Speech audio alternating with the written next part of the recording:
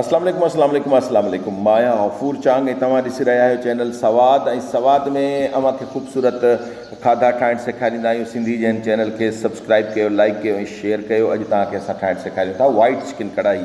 White chicken कढ़ाई ॾाढी ज़बरदस्त हूंदी आहे, खाइण में मज़ेदार हूंदी आहे, बिल्कुलु मलाई। जी हाँ, अछो बोड़ था ठाहियूं।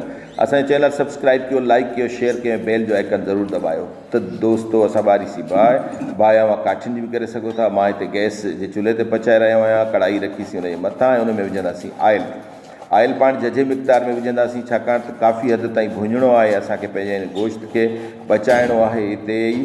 ऐं जनाब आयल खां पोइ असां विझंदासीं गोश्त ॾिसो केतिरो साफ़ु थियल आहे। मां साफ़ु करण लाइ छा कंदो आहियां, पाणी में विझंदो आहियां लूणु ऐं उन साॻे पाणी में कुझु सिरको, वाइट सिरको या अंगूरी सिरको विझंदो आहियां। उन में विझंदो आहियां गोश्त खे ऐं काफ़ी देरि गोश्त खे उन में साफ़ु कंदो आहियां। ऐं नतीजे में गोश्त जी जेका बि रतूबत वग़ैरह हूंदी आहे उहा ख़तमु थी वेंदी आहे। गोश्त थी वेंदो आहे साफ़ु ऐं पचण जे लाइक़ु थी वेंदो आहे। त असां पंहिंजी कढ़ाई में शामिलु कयूं था हिन गोश्त खे ऐं पंहिंजे पचाइण जो अमल जेको आहे जारी रखूं था। तव्हांखे गुज़ारिश आहे लाइक शेयर ज़रूरु कयो, बेल जो आइकन बि ज़रूरु दॿाईंदा कयो। फ्लेम मूं घटि रखियो आहे, तमामु घणी तेज़ बाहि मूं न ॿारी आहे। उहो इन जे करे जो तेज़ बाहि कई त हीउ सख़्तु थी वेंदो गोश्त ऐं मूंखे नरम थो खपे। हिते ई पाण हिन में विझूं था 2 वॾा फोटा जेके आहिनि बिल्कुलु साबित विझूं था, घणा न विझंदासीं छाकाणि त रंग ख़राबु थींदो। कुझु असां हिन में विझूं था जेको आहे दालचीनी हिन खे चयो वेंदो आहे, ऐं 2 जेके आहिनि उहे पाण हिन में शामिलु कयूं था नंढा फोटा। ऐं इन खां सवाइ हीउ कमाल पट आहे, इहो मूं थोरे मिक़दार में विधो आहे। घणो विझण सां छा थींदो तीअं असांजो हीउ पंहिंजो रंग छॾींदा ऐं नतीजे में जेको आहे असांजे बोड़ जो रंग साफ़ु न रहंदो। असांखे बसि सिर्फ़ु थोरो ज़ाइक़े लाइ, ख़ुशबू लाइ खपे थो ऐं असां हिन खे पचाइणु शुरू कयूं था। मुंहिंजो हीउ बाहि जो फ्लेम बदस्तूर जेको आहे उहो तमामु घणो न आहे, छाकाणि त मूंखे हीउ भुञणो आहे ऐं विचोले क़िस्म जी बाहि ताईं मां हिन खे घटि में घटि 10 खां 15 मिंटनि ताईं भुञी रहियो आहियां।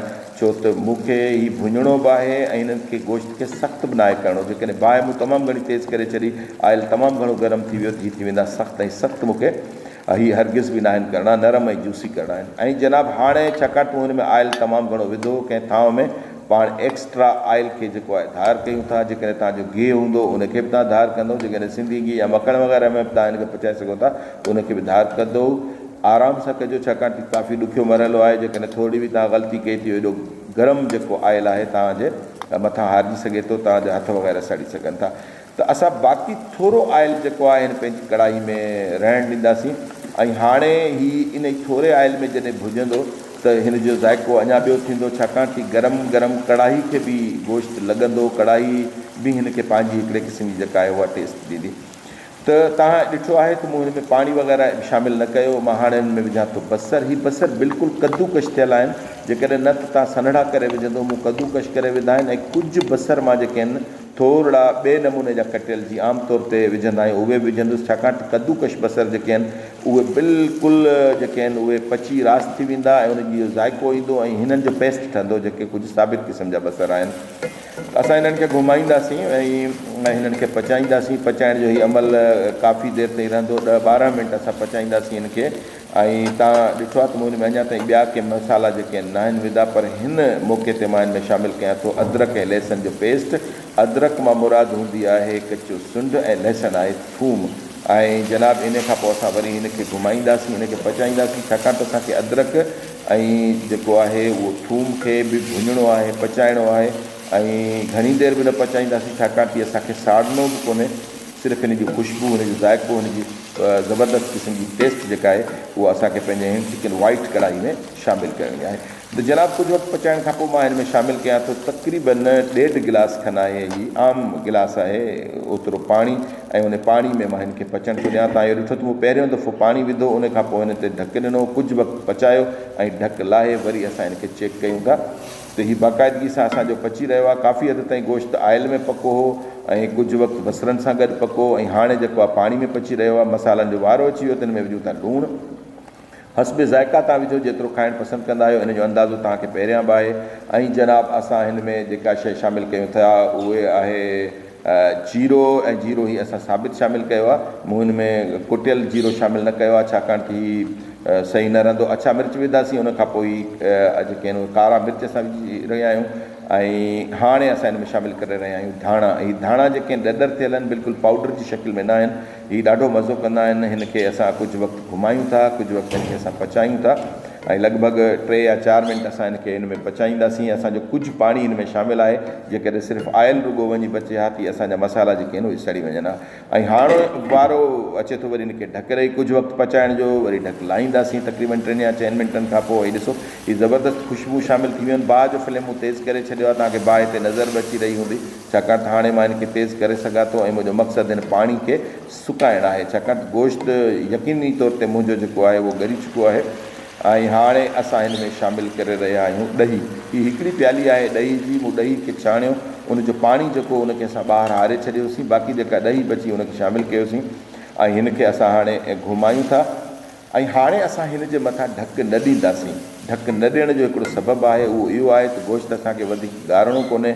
गोश्त असांजो पहिरियां ई ॻरी चुको आहे, काफ़ी हद ताईं असांजो आयल में ॻरियो हो, पाणी में ॻरियो हो ऐं उनखे पोइ हिन में असां ॾही विधी आहे, हिन में ॻरंदो। सावा मिर्च हिन जे मथां असां शामिलु कयूं था, हिन खे असां पचाईंदा रहूं था। ढक इन जे करे नथा ॾियूं त इहो पाणी जेको हिन में शामिलु हुयो ऐं जेका असांजी हिन में ॾही शामिलु हुई उहे सभु असांखे आहिनि सुकाइणा, छाकाणि त हिन खे असां काफ़ी हद ताईं ख़ुश्क ठाहींदासीं। हीअ ॻाढ़ा 4 मिर्च आहिनि, सुकल न आहिनि। सावा मिर्च जॾहिं पचणु शुरू थींदा आहिनि त उहे ॻाढ़ा थी वेंदा आहिनि।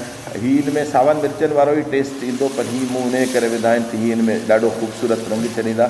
मूं हिननि खे नंढिड़ो कट ॾिनो आहे त जीअं ॿोड़ दौरान छिॼी न पवनि, फाटी न पवनि। त जनाब ही असांजो पची चुको ऐं हाणे अहम मरहलो आहे, असां हिन में विझूं था क्रीम। मिल्क क्रीम या थरी या खीर जे मथां तव्हां क्रीम जेका लाहींदा घर में उहा बि गॾु करे रखो, उहा हिन में शामिलु कयो। बिल्कुलु ही हिन खे माए जहिड़ो लुक ॾींदो, एॾो ई लज़ीज़ ऐं नरम ठहंदो जंहिंजी का हदि न आहे, छाकाणि त पहिरियां भुञण वक़्तु बि असां बाहि खे तेज़ न रखियो, छाकाणि त हिननि जे ॿूटियुनि खे असांखे बिल्कुलु नरम रखिणो आहे। 1.25 किलो जेका आहे चिकन हुई, हीअ प्याली में थोरो जेका क्रीम बची वई, मां उन में पाणी विझी वरी उहा बि शामिलु कयां थो, छाकाणि त मां इन हक़ में हूंदो आहे त का बि शइ जेका आहे उहा ज़ाया न कजे। ऐं क्रीम त आलीशान शइ आहे, उहो ॼण त खीर जो सत हूंदो आहे, उनजी पूरी ताक़त ऐं तवानाई हूंदी आहे।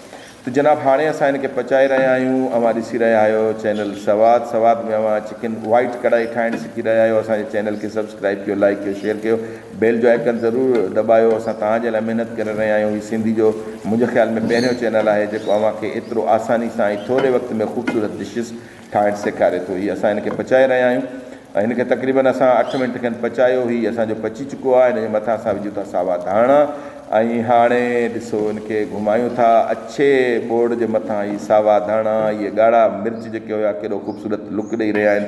हाणे टाइम अचे थो हिन खे कढण जो। असां हिकिड़ो पंहिंजो ख़ूबसूरत डूंगो खयो आहे ऐं उन में असां हिन खे कढूं था। हीअ ॾिसो केतिरो शानदार आहे, आलीशान आहे। हिन में असां ग्रेवी खे बिल्कुलु कयो ई न आहे, ग्रेवी असांखे हिन में रखणी न हुई। हीअ चिकन वाइट कढ़ाई जेका थींदी आहे, हू बि कढ़ाई में ग्रेवी न हूंदी आहे, पर चिकन वाइट जेको आहे जेतिरो ख़ुश्क हूंदो ओतिरो ख़ूबसूरत हूंदो। थी तव्हां ॾिसी सघो था, हिन मथां मूं मिर्च रखिया आहिनि, सावा धाणा रखिया आहिनि ऐं लीमा कटे रखिया आहिनि। ॻाढ़ा मिर्च जेके पाण विधा केॾा ख़ूबसूरत नज़र अची रहिया आहिनि। त जनाब ही चिकन वाइट कढ़ाई या वाइट चिकन कढ़ाई तयारु आहे। हिन खे खाईंदा रहो, दोस्तनि खे खारायो, पंहिंजे सवादनि में इज़ाफ़ो कयो। सवाद चैनल खे ज़रूरु सब्सक्राइब कयो। हीउ तव्हांजो पंहिंजो चैनल आहे, सब्सक्राइब कयो, लाइक कयो, शेयर कयो ऐं पंहिंजे दोस्तनि खे ज़रूरु हीउ ॾेखारींदा कयो। शिकायत आहे हिकिड़ी, तव्हां ॾिसंदा था आहियो पर चैनल खे सब्सक्राइब न कंदा आहियो। इजाज़त ॾींदा पंहिंजे मेज़बान गफ़ूर चांग खे। अल्लाह निगाहबान। इंशाअल्लाह वरी कंहिं ॿिए रेसिपी सां तव्हांजी ख़िदमत में हाज़िर थिबो तमामु जल्द।